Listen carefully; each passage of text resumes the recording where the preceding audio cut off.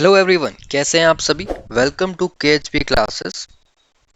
सो जैसा कि आप सभी जानते हैं, फिजिक्स का स्पेसिमेन पेपर ऑलरेडी अपलोड कर दिया गया था यूट्यूब पे, तो काफ़ी अच्छे रिस्पांस मिले उस पे। ठीक है, सो आई डिसाइडेड कि केमिस्ट्री का भी आपका स्पेसिमेन क्वेश्चन पेपर का पूरा सॉल्यूशन लाया जाए। So here it is. ठीक है रसगुल्लो, तो तुम्हारे लिए ही स्पेशली केमिस्ट्री का क्वेश्चन पेपर का सॉल्यूशन भी बना दिया गया है। सो फटाफट से without any delay let's start the session. So पहले तो एक बार इंस्ट्रक्शंस देख लेते हैं। आपको पता ही है, नया फॉर्मेट आ गया है। ठीक है, डरा के रखा हुआ है प्यारे प्यारे बच्चों को।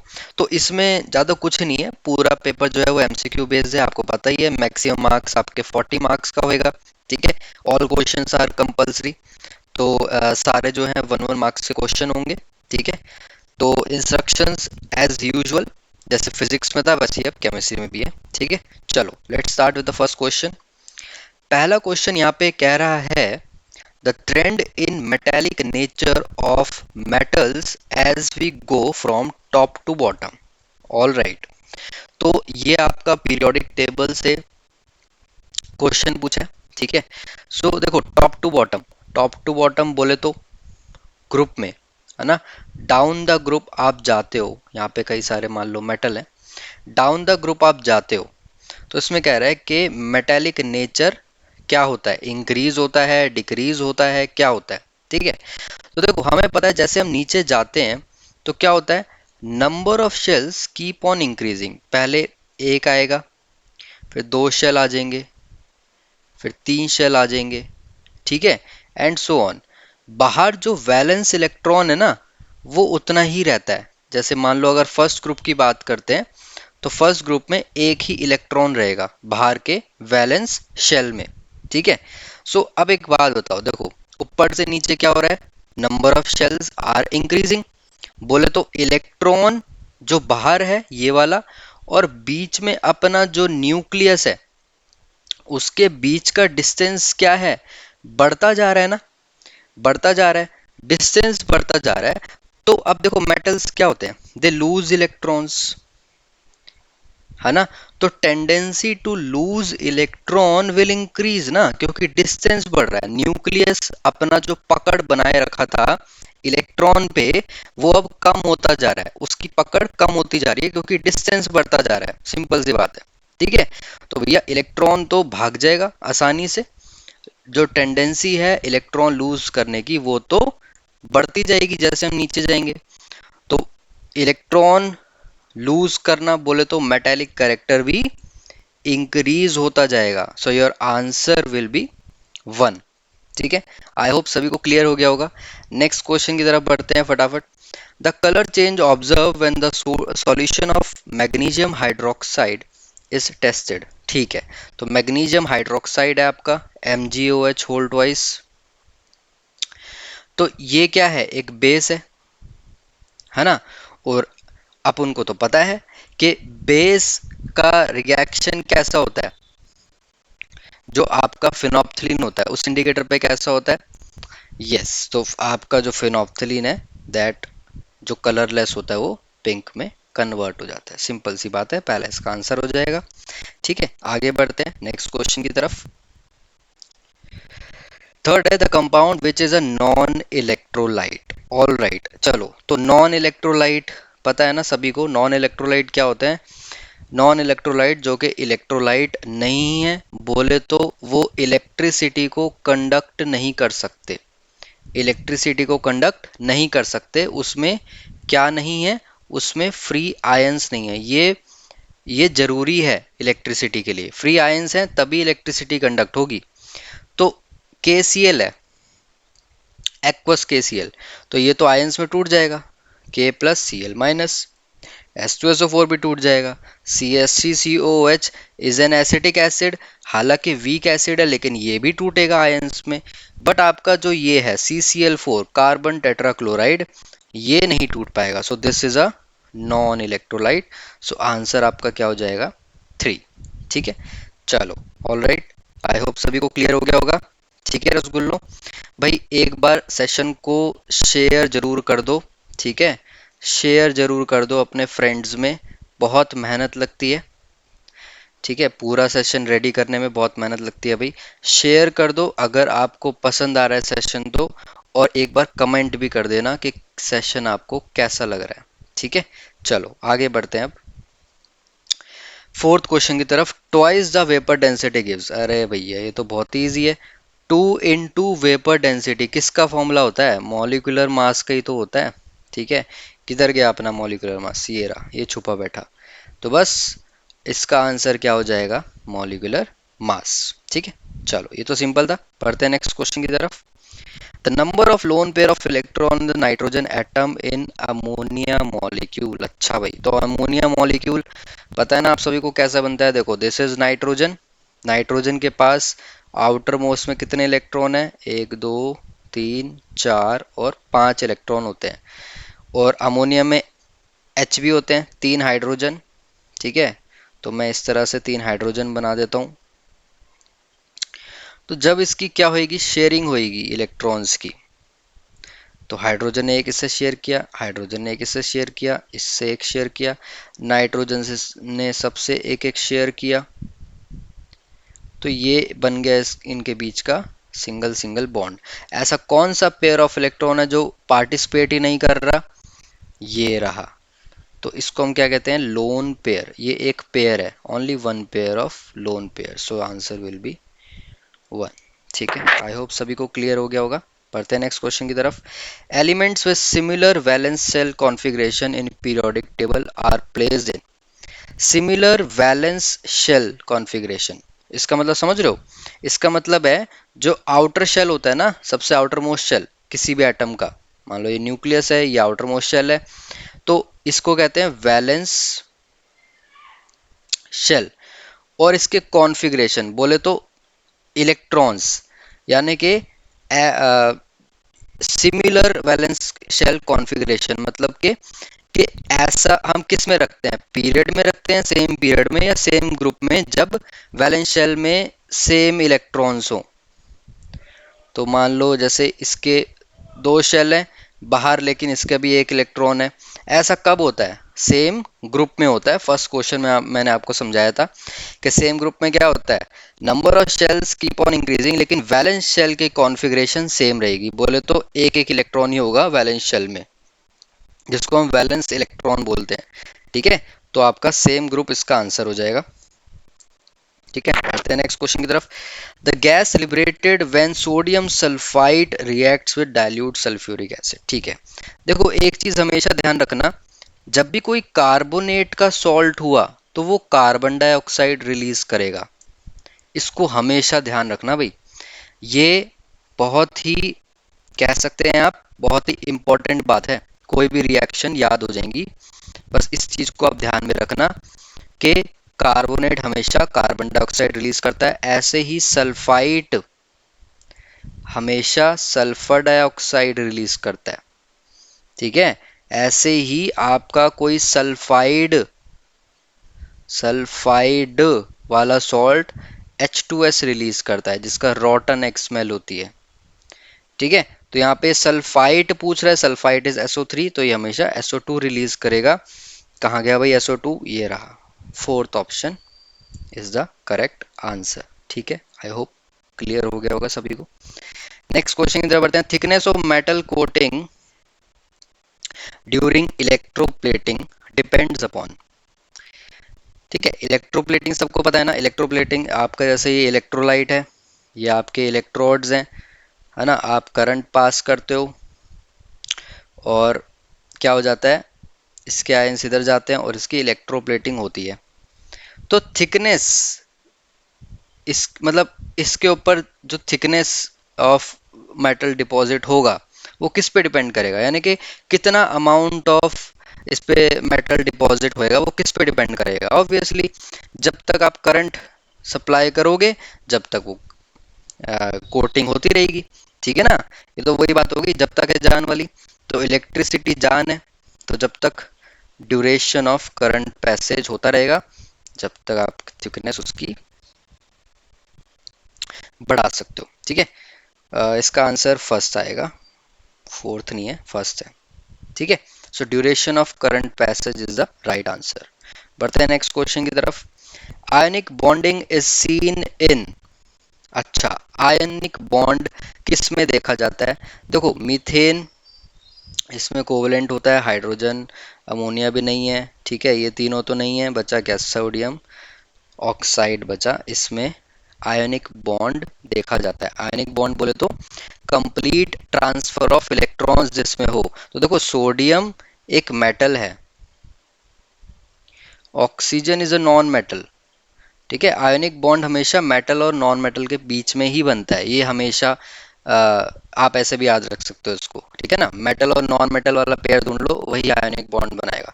तो ये कंप्लीटली ट्रांसफर कर देगा इलेक्ट्रॉन, और ऑक्सीजन कंप्लीटली इलेक्ट्रॉन एक्सेप्ट कर लेगा। तो complete transfer is ionic bond, तो सोडियम ऑक्साइड में ये पॉसिबल है। तो आंसर इज 4, ठीक है। ऑल राइट, सभी को क्लियर हो रहा है, ठीक है। सो अगर अभी आपने सेशन शेयर नहीं किया तो प्लीज़ कर दो फटाफट से, ठीक है, ताकि दूसरों को भी बेनिफिट मिल सके थोड़ा सा। और अगर कोई भी डाउट लगे आपको तो कमेंट बॉक्स में कमेंट कर सकते हो, ठीक है, हम रिप्लाई करेंगे, बिल्कुल करेंगे। चलो भाई रसगुल्लो, नेक्स्ट क्वेश्चन की तरफ आते हैं। The molecular formula of an organic compound is this. अच्छा जी, an empirical formula is this, okay जी। The value of N is, okay जी। देखो भाई, जैसे ये है C6H12O6, ठीक है। इसमें से कॉमन क्या ले सकते हैं हम? मैथ्स लगा दो, कुछ नहीं करना, मैथ्स लगाना है। कॉमन क्या ले सकते हैं? 6 कॉमन ले सकते हैं। अगर मैंने 6 कॉमन लिया, बचेगा क्या? CH2O। तो ये जो बचा हुआ है ना, इसको हम एम्पेरिकल फॉर्मूला कहते हैं, जो कि आपको क्वेश्चन में दिया हुआ है, एम्पेरिकल फॉर्मूला CH2O। तो फिर ये क्या है? ये n की वैल्यू होती है। तो आंसर हमारा क्या आ जाएगा? 6 आ जाएगा। सभी को क्लियर हो गया? आगे बढ़े, चलो भाई आगे बढ़ते हैं नेक्स्ट क्वेश्चन की तरफ। ये लो, क्या कह रही है? When an electron is added in the valence shell, तो क्या होता है? एनर्जी रिलीज होती है, एब्जॉर्ब होती है, रिमेन सेम है, या नन ऑफ द अबव? अच्छा, आप सभी को इलेक्ट्रॉन एफिनिटी की डेफिनेशन पता है? नहीं पता तो पता कर लो। ये एक्चुअल में ना इलेक्ट्रॉन एफिनिटी की डेफिनेशन ही बोल रखा है इनडायरेक्टली। जब भी इलेक्ट्रॉन ऐड होगा वैलेंस शेल में, तो भैया एनर्जी रिलीज होती है। This is the definition of electron affinity. Direct question था ये, ठीक है, इसलिए डेफिनेशन को नजरअंदाज मत कर देना, ठीक है। चलो बढ़े आगे। ये लो जी, the most electronegative element is. अरे भैया ये तो बहुत ही टफ क्वेश्चन पूछ लिया, हे बाबा। क्या है द मोस्ट इलेक्ट्रोनेगेटिव एलिमेंट?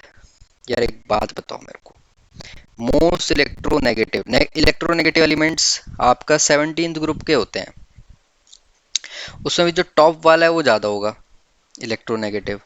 क्या ऑर्डर रहता है इसका? फ्लोरीन, क्लोरीन, ब्रोमीन, आयोडीन, ये यही ऑर्डर रहता है ना। पहला कौन सा आ रहा है? फ्लोरीन आ रहा है, बस खत्म, आंसर आ गया आपके सामने, ठीक है, क्लियर है। आगे बढ़ते हैं। The bond in carbon tetra chloride is, ये देखो भाई इसका क्वेश्चन आया भी था, है ना। जैसे हम पूछा था कि नॉन इलेक्ट्रोलाइट कौन सा है, वही है कार्बन टेट्रा क्लोराइड। देखो कार्बन टेट्रा क्लोराइड क्या होता है? देखो कार्बन का वैलेंस इलेक्ट्रॉन है 4, हमने चारों दिशाओं से कार्बन को घेर लिया है, ठीक है। टेट्रा क्लोराइड, टेट्रा बोले तो 4 क्लोराइड, 4 क्लोरीन घेर लिए हैं। क्लोरीन अंकल के पास कितने इलेक्ट्रॉन है? वैलेंस इलेक्ट्रॉन, सॉरी एक सेकेंड, क्लोरीन अंकल के पास कितने इलेक्ट्रॉन है? 7 इलेक्ट्रॉन्स, है ना। 1 2 3 4 5 6 7।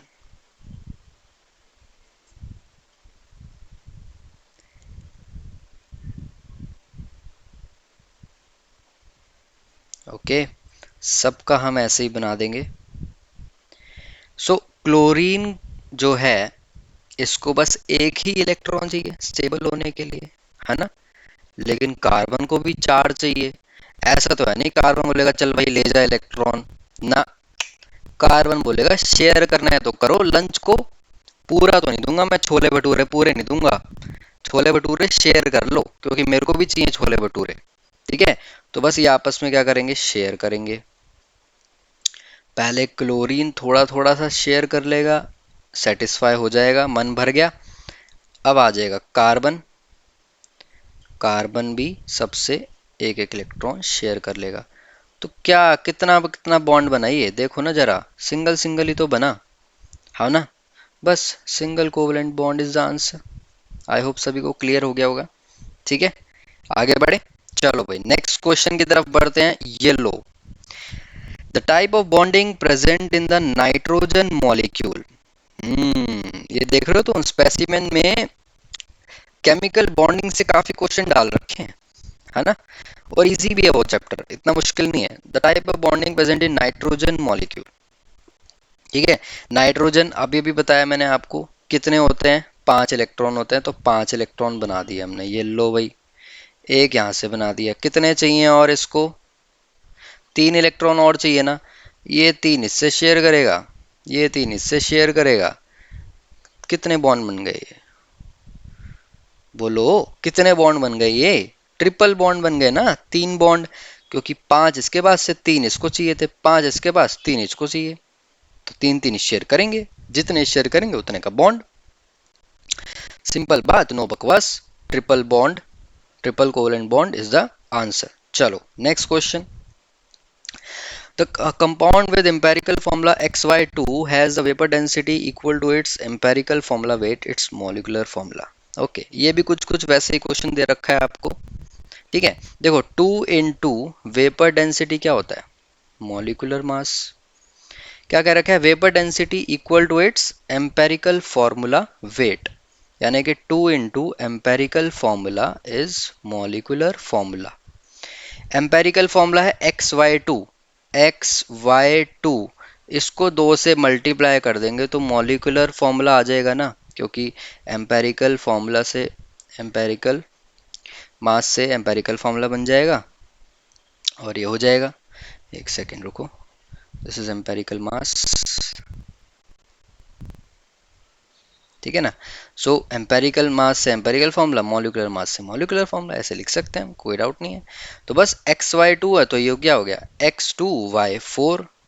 कहाँ है वही X2Y4, ये रहा, आंसर इज 1। ठीक है, सभी को क्लियर हो रहा है ना, नहीं हो रहा है तो कमेंट बॉक्स पे कमेंट कर देना, ठीक है, तब क्लियर कर देंगे। चलो नेक्स्ट बढ़ते हैं।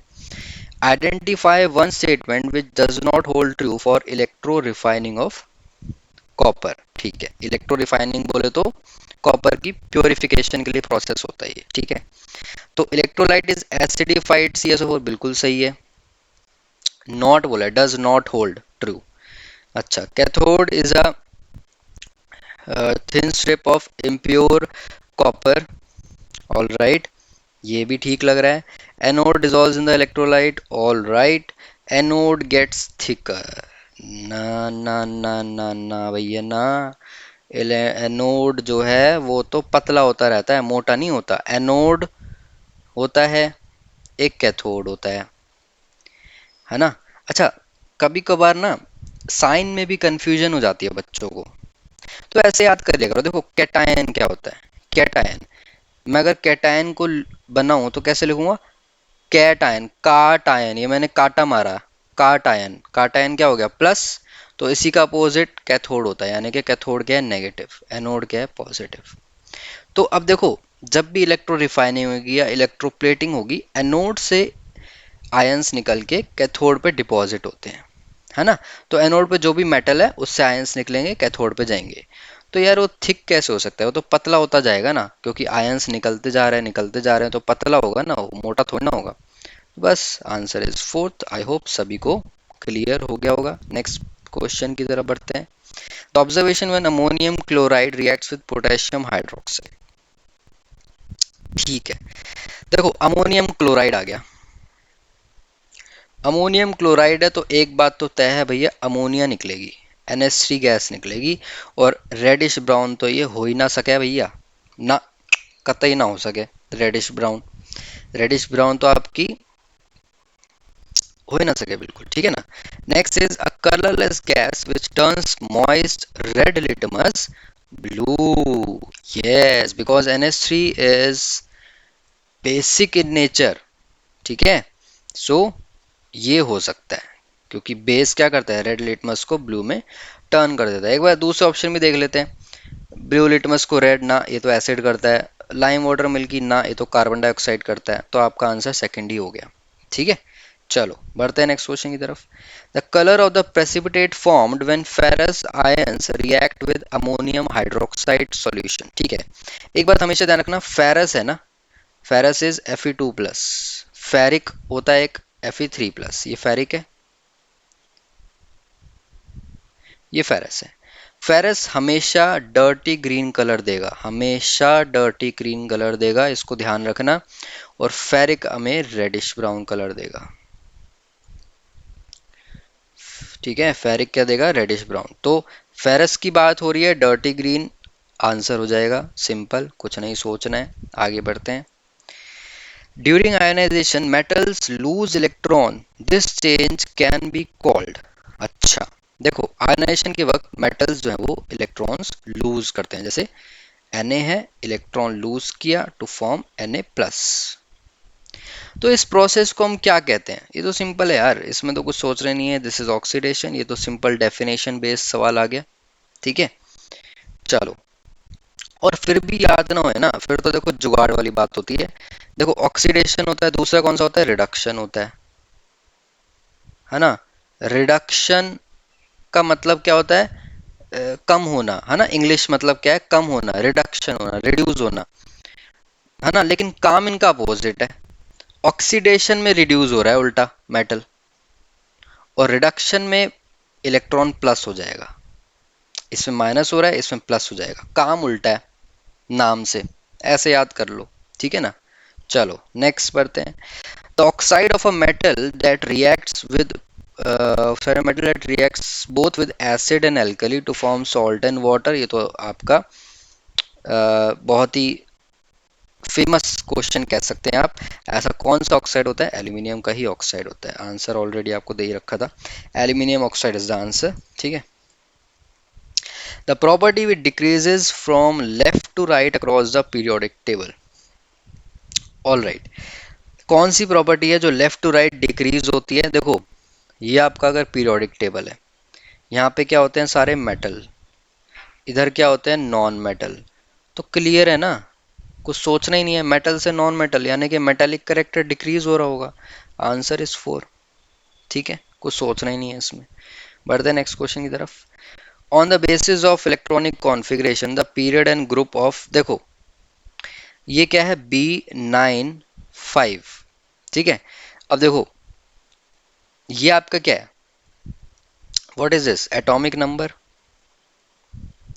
एटॉमिक नंबर 5 है। इसका कॉन्फ़िगरेशन करें तो एटॉमिक नंबर 5 है, कॉन्फ़िगरेशन करें तो 2,3। अब देखो नंबर ऑफ शेल्स बताता है हमें क्या, पीरियड। नंबर ऑफ शेल्स क्या बताता है, पीरियड। 2 शेल है, सेकंड पीरियड का है, ठीक है। आगे देखो ही मत, सेकंड पीरियड का खाली यही आंसर है, ठीक है। ऐसे आप टाइम बचा सकते हो, जानना है तो जान लो आगे। देखो लास्ट का जो वैलेंस इलेक्ट्रॉन है वो ग्रुप बताता है, खत्म। तो यहाँ पे 3A है, ठीक है। चलो आगे बढ़ते हैं नेक्स्ट क्वेश्चन की तरफ। ये आंसर्स आ रहे हैं सीधा, आंसर्स की तरफ मत जाना, गलत भी हो सकते हैं जैसे हुआ था अभी। Select the ion that would get selectively discharge from the aqueous mixture of ions. अच्छा, देखो एक्वस मिक्सचर ऑफ आयंस में OH आयंस भी निकलेगा, है ना, और भी नेगेटिव आयंस निकलेंगे, लेकिन OH भी निकलेगा। OH लेकिन जब आप रिएक्टिविटी सीरीज में देखते हो तो OH सबसे नीचे आएगा। सेलेक्टिवली डिस्चार्ज का मतलब होता है जब इलेक्ट्रोलिसिस करते हैं ना, तो मान लो अगर 2 नेगेटिव आयंस हैं, एक OH है, एक मान लो Cl है, इनमें से कौन सा जाएगा आपके क्या नाम है, एनोड के पास। तो वो कैसे पता लगाते हैं, जो सबसे नीचे होगा ना इलेक्ट्रोनेगेटिव सीरीज में, वो नीचे सबसे पहले जाएगा, वो सबसे पहले डिस्चार्ज होगा। तो Cl माइनस और OH माइनस में से OH माइनस पहले डिस्चार्ज होगा, इसी को हम कहते हैं सेलेक्टिवली डिस्चार्ज। तो OH is will be the answer. ठीक है, नेक्स्ट क्वेश्चन की तरफ बढ़ते हैं। Hydronium ion is form when a molecule of water combines with, बहुत इजी क्वेश्चन है ये तो। हाइड्रोनियम आयन क्या होता है? H3O प्लस, है ना। कैसे बनेगा? वाटर का मॉलिक्यूल बोले तो H2O, किससे रिएक्ट करेगा? ये एक H प्लस से रिएक्ट करेगा, तभी तो H3O प्लस बनेगा। यहाँ पे जो H प्लस है इसको हम क्या कहते हैं दूसरी भाषा में? प्रोटॉन कहते हैं इसको। बस ऐसे सांप बना दो, ये देखो सांप बना दिया मैंने ऐसे, और आंसर हो जाएगा ये। ठीक है, सेकंड इज द आंसर। बढ़ते हैं नेक्स्ट क्वेश्चन की तरफ। भाई एक बार सारे शेयर कर देना, अगर शेयर नहीं किया है अपने फ्रेंड्स में, अपने ग्रुप में एक बार शेयर कर देना। ठीक है, और कमेंट कर देना कैसा इस लग रहा है आपको सेशन। चलो, the condition that is most appropriate for electroplating with nickel. Okay, so electrolyte is molten copper sulphate, ये तो हो ही नहीं सकता यार। निकल है और कॉपर सल्फेट ले लो, ये क्या है? ई का वाला है भैया। नेक्स्ट, एक बार थर्ड देख लेते हैं। ऑल्टरनेटिंग करंट इज यूज, ये भी नहीं हो सकता क्योंकि ऑल्टरनेटिंग करंट में इलेक्ट्रोलिसिस नहीं हो सकता, उसके लिए आपको डायरेक्ट करंट लेना होता है। Periodic replacement of cathode is needed, ना ना ना ना ना ना। एनोड पतला हो रहा है ना, पिछले क्वेश्चन में डिस्कस किया था, एनोड पतला होता है तो एनोड को रिप्लेस करने की जरूरत है। तो आप इसको ना एलिमिनेशन से भी कर सकते हो। तो most suited answer is second. ठीक है, आगे बढ़ते हैं। The hydroxide which is soluble in excess ammonium hydroxide, ये क्या क्वेश्चन है? अच्छा अच्छा अच्छा, एक्सेस में, ओके ओके। ये आपका एनालिटिकल केमिस्ट्री का क्वेश्चन है, जिसमें आपने सोडियम हाइड्रोक्साइड के कई सारे रिएक्शन देखे होंगे और अमोनियम हाइड्रोक्साइड के कई सारे रिएक्शन देखे होंगे। उसमें से एक जिंक वाला आता है जो जिंकेट बनाता है, अगर आपको ध्यान हो, है ना। एक्सेस में जब डिसॉल्व करता है तो जिंकेट वाला सॉल्ट बनता है, बड़ा सा, तो वही है ये। तो ऐसे सांप बना दो और जिंक हाइड्रोक्साइड पे टिक कर दो। ठीक है, चलो आगे बढ़ते हैं नेक्स्ट क्वेश्चन की तरफ। Which statement is not true for electrolysis? Cations, cations अभी क्या बताया था? Plus, move towards cathode, cathode मतलब नेगेटिव, हाँ, अपोजिट चार्जेस अट्रैक्ट, तो ये सही है। Anions discharge at anode, anion negative है, एनोड ये है, तो ये भी सही है। Cations get reduce during electrolysis, ये भी सही है, तो आपका आंसर थर्ड हो जाएगा, दिस इज नॉट करेक्ट। ठीक है, तो आंसर इज 3। आगे बढ़ते हैं। H2Y is the formula of a compound, what is the valency exhibited by Y? देखो, ये 9th क्लास का क्वेश्चन है, वैसे तो 10th में पता नहीं क्यों डाल दिया इनने। H2Y है, तो आपको याद है ना 9th में आपने सीखा था फॉर्मूला कैसे बनाते थे हम। Y की वैलेंसी यहाँ आती थी और H की वैलेंसी यहाँ आती थी, है ना। जैसे मान लो ये H है, ये Y है, H की वैलेंसी मान लो +1 है, Y की -2 है, तो ये ऐसे क्रिस क्रॉस मेथड हम करते थे। ये क्या बन जाता था? H2Y। सो कहने का मतलब क्या हुआ, Y की वैलेंसी क्या हो गई? 2। Answer is 2। ठीक है, क्लियर है, आगे बढ़ते हैं। The particles which attract one another to form electrovalent compounds, तो आयंस हैं, तो सिंपल है यार, एक positive ion negative ion attract करेंगे, बन जाएगा। ठीक है, नेक्स्ट क्वेश्चन की तरफ बढ़ते हैं।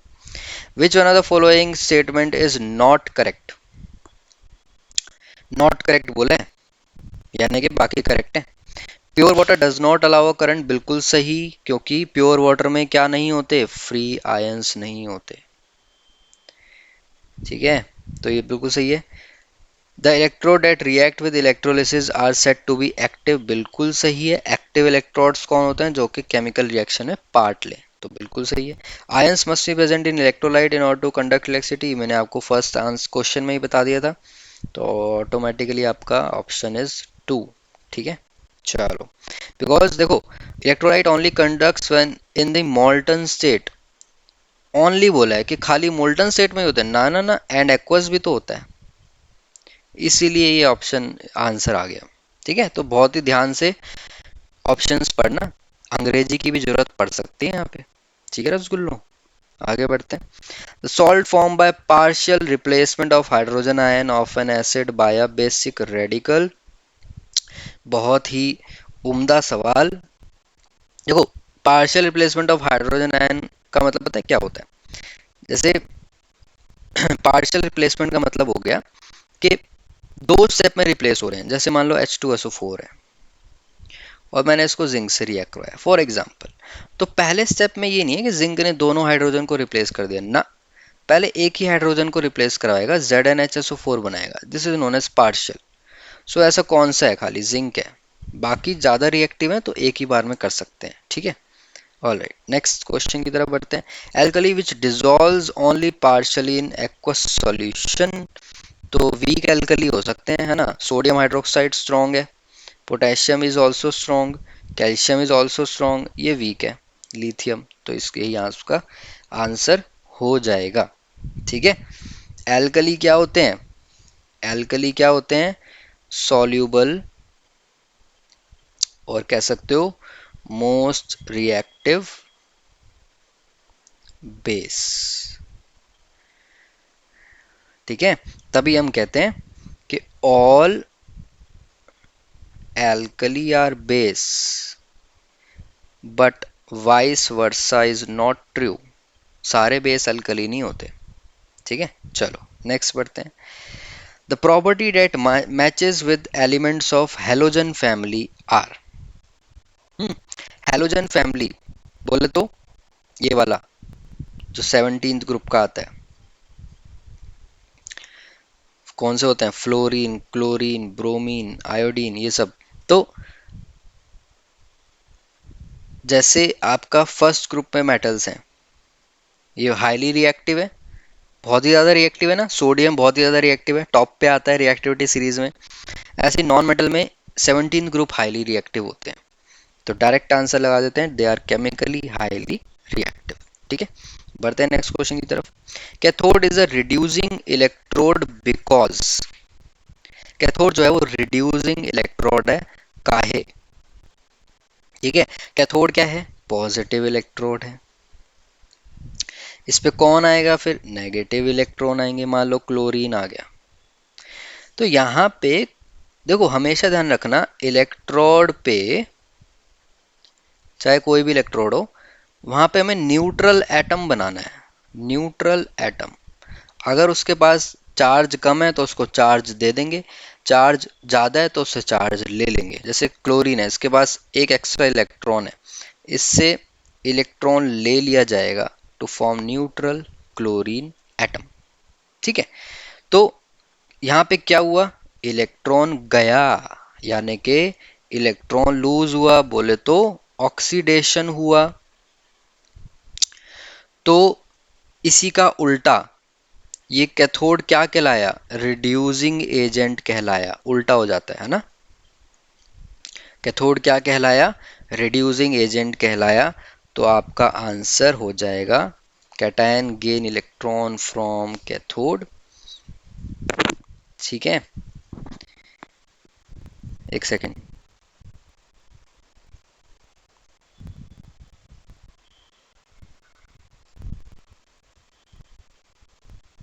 नहीं, आंसर शुड बी 4।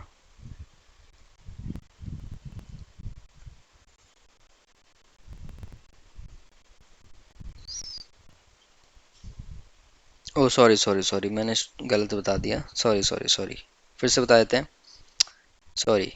देखो भाई, फिर से बता देते हैं, कैथोड क्या है, नेगेटिव है, सॉरी, कैथोड इज नेगेटिव, है ना। सो कैथोड नेगेटिव है तो इसके पास पॉजिटिव वो आएगा, आयन आएगा। इसके पास डेफिशिएंसी है इलेक्ट्रॉन की, तो इसको एक इलेक्ट्रॉन दे दिया जाएगा to form sodium, neutral sodium metal. तो ये एडिशन ऑफ इलेक्ट्रॉन हो रहा है ना, addition of electron is what, reduction. तो रिड्यूस कहाँ पे आके हो रहे हैं, कैथोड पे आके हो रहे हैं, किसकी वजह से हो रहे हैं, क्योंकि यहाँ पे कैटायन ने इलेक्ट्रॉन का एडिशन हुआ, तो यही है, cation gain electrons from cathode, ठीक है। आई होप सभी को क्लियर हो गया होगा, फिर भी कोई डाउट है you can ask in the comment section, ठीक है। नेक्स्ट क्वेश्चन की तरफ बढ़ते हैं। The simplest ratio of the atom of carbon hydrogen is 1:1, identify the possible molecular formula. देखो ये 1:1 क्या है, रेशियो है, यानी कि मैथ्स है। मान लो अगर 6/6 आ गया, 4/4 आ गया, कट गया, तो रेशियो क्या है, 1:1 आया ना। ऐसे ही पूछ रहा है कि ऐसे कौन से एलिमेंट होंगे जो कट के 1:1 आ जाए। तो देखो पहले ही अपना 6 से 6 कट गया, तो 1:1 का रेशियो आ जाएगा ना, आएगा कि नहीं आएगा, बोलो। ये क्या है, C6 H6 कट गया, रेशियो 1:1 का आएगा ना, बोलो रसगुल्लो, तो आंसर इज 1। ठीक है, चलो क्लियर हो गया होगा। 5 और क्वेश्चंस बचे हैं, ऐसे ही टिके रहो बस। ठीक है, जो टिकेगा उसके ही स्कोर्स बेहतर आएंगे। जो डर के भाग गए कि भाई टफ लग रहा है, तो भैया भगवान मालिक है। ठीक है, आगे बढ़ते हैं नेक्स्ट क्वेश्चन की तरफ। The empirical formula of the compound is CH2, the possible molecular formula can be. ये भी देखो रिपीटेड क्वेश्चन आ रहा है, घुमा फिरा के ही पूछ रहे हैं। मतलब देखो होता है ना कि क्या कहते हैं, एक बस एक ही तरीके से क्वेश्चन, एक ही क्वेश्चन वो है, एक टॉपिक है उसमें बस घुमा फिरा के उसी टॉपिक से क्वेश्चन पूछे जा रहे हैं, ज़्यादा कुछ है ही नहीं, क्योंकि सिलेबस रिड्यूस हो गया है ना। तो CH2O किस में बन रहा होगा, काट के देख लो, क्योंकि एम्पेरिकल फॉर्मूला क्या होता है, सिंपलेस्ट रेशियो के टर्म्स में होता है। मैंने आपको बताया था ना, मान लो C6H12O6 है, 6 कॉमन ले लो, क्या बचा, CH2O बचा ना। तो ये एम्पेरिकल फॉर्मूला है, तो आपको एम्पेरिकल फॉर्मूला दिया है, आपको मॉलिक्यूलर फॉर्मूला आइडेंटिफाई करना है। तो काट के देख लो, जैसे ये है C3H6O3, 3 कॉमन लेंगे तो क्या हो जाएगा, CH2O। तो बस ऐसे सांप बना दो और फर्स्ट आंसर हो गया। ठीक है, बढ़ते हैं नेक्स्ट क्वेश्चन की तरफ। Answer is not important, answer already आपको दिख रहे हैं, that is not important, important is उसकी एक्सप्लेनेशन। ठीक है, तो जहां तक जिसमें हो पा रहा है आई एम एक्सप्लेनिंग यू, ताकि आपका सिलेबस ओवरऑल रिवाइज हो जाए। ठीक है, चलो नेक्स्ट क्वेश्चन की तरफ बढ़ते हैं। ओहो, चलो अब ये आपका पीरियोडिक टेबल से क्वेश्चन दे दिया इनने, इस तरह की टेबल आपको दे दी है, कुछ एलिमेंट्स दिख रहे होंगे G, Y, X, इनको बोल्ड कर रखा है इनने, इसी से क्वेश्चन पूछेंगे ये, चालाक लोग हैं ये, है ना। ये नहीं कि दिए हुए ऑलरेडी जो है उनसे पूछ लें ना। अच्छा, तो अब इनको स्टडी करना है और आंसर्स करने हैं। ठीक है, तो पहला क्वेश्चन है, इसी क्वेश्चन के पहला पार्ट है, मतलब ये रहा, identify the most electronegative element. अब मोस्ट इलेक्ट्रोनेगेटिव एलिमेंट कौन सा होगा, बोलो बोलो ना। देखो मोस्ट इलेक्ट्रोनेगेटिव एलिमेंट आपको पता है कि 17th ग्रुप में होता है, उसमें भी जो टॉप पे होता है, यानी कि J हो गया, आंसर इज 4। ठीक है, आंसर इज 4। बढ़ते हैं नेक्स्ट क्वेश्चन की तरफ। How many valence electron are present in Q। Q किधर गया भाई, Q कहाँ है, ये रहा, Q ये रहा। ठीक है, कोई भी आंसर मत देखना, खुद से एक बार करने की कोशिश करो। How many valence electron are present in Q। तो देखो Q जो है वो आपका 15th ग्रुप का है, दैट मीन्स वैलेंस इलेक्ट्रॉन 5 रहा होगा ना, है ना। देखो मेरी बात सुनो, वैलेंस इलेक्ट्रॉन अगर 3 आ जाए, लास्ट शेल में 3 इलेक्ट्रॉन है, इसका मतलब क्या होता है, दो पॉसिबिलिटी हो सकती है, या तो ग्रुप थर्ड का है या ग्रुप 13 का है। सिमिलरली 5 आ जाए वैलेंस इलेक्ट्रॉन, तो या तो वो ग्रुप 5th का है या वो 15th का है ना। अब आपको 5th ग्रुप तो दे नहीं रखा है इस टेबल में, तो 15 यही हो जाएगा आंसर।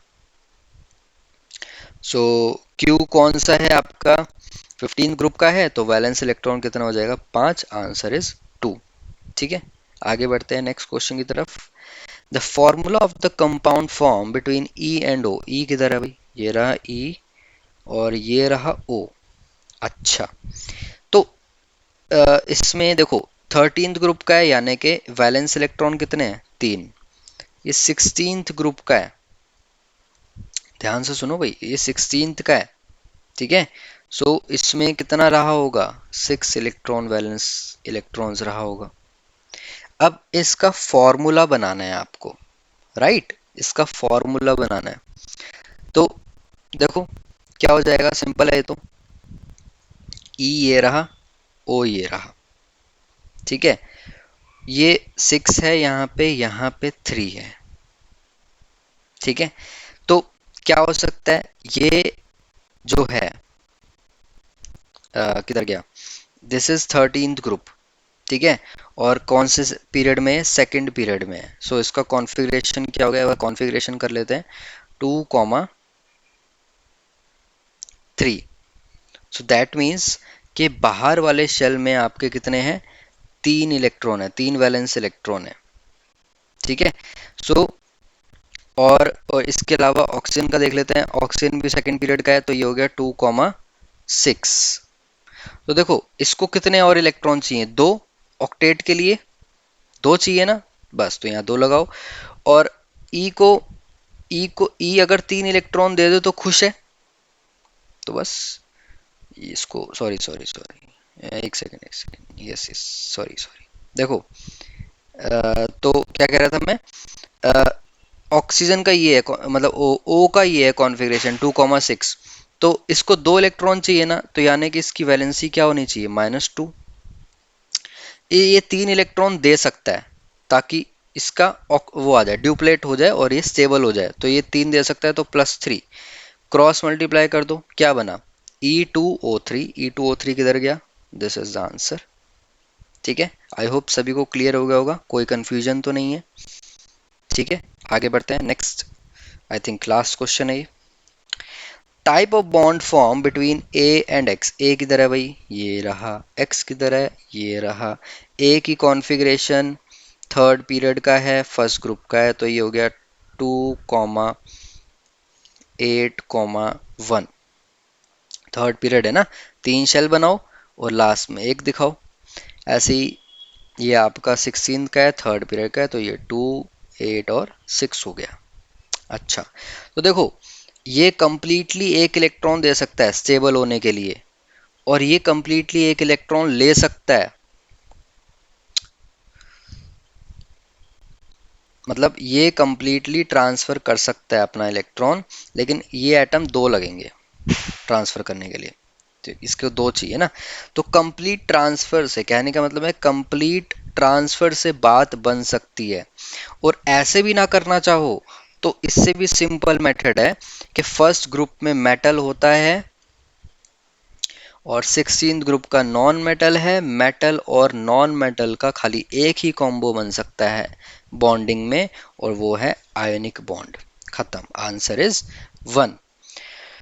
तो आई होप सभी को क्वेश्चन क्लियर हो गए होंगे।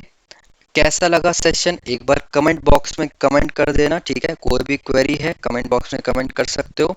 ठीक है, और you can visit our insta page, वहाँ पे जाके आप कमेंट कर सकते हो। If you want to join KHB classes, comment again. ठीक है, तो जब भी आप ज्वाइन करोगे आपको कोर्स में क्या क्या मिलेगा बता देते हैं एक बार। बेस्ट फैकल्टी होंगी, test series, complete doubt resolution, full syllabus coverage based on latest exam pattern. इसके अलावा कॉम्पिटिटिव एग्जाम्स की भी हम तैयारी कराते हैं, जेई, नीट, एनडीए वगैरह हो गया। ठीक है, so thank you, bye bye, take care.